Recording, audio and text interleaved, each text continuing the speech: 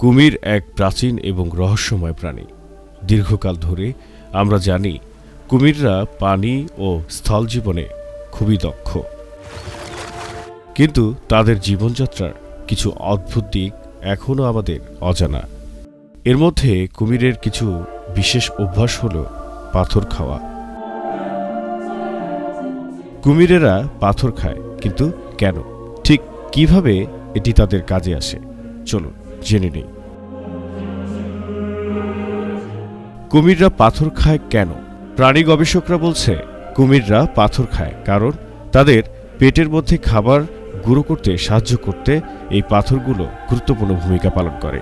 কুমিরের চিবানোর ক্ষমতা না থাকায় পাথরগুলো তাদের পেটের ভেতরে খাবার থেতলে দিয়ে হজমে সাহায্য করে। তবে পাথর শুধু হজমে সাহায্য করে এটি শেষ নয়।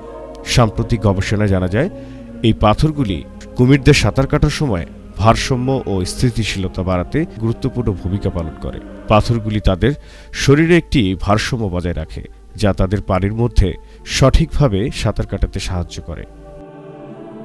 এদিকে তরুণ কুমিরদের জন্য এই পাথর খুবই গুরুত্বপূর্ণ অস্ত্র, কারণ এটি তাদের পানিতে চলাফেরা, শিকার এবং বেঁচে থাকার জন্য অপরিহার্য।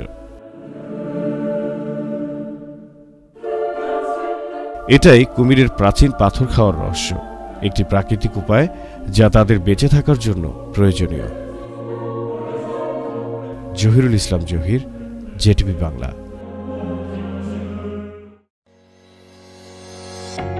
Are you ready to experience the better way to pay?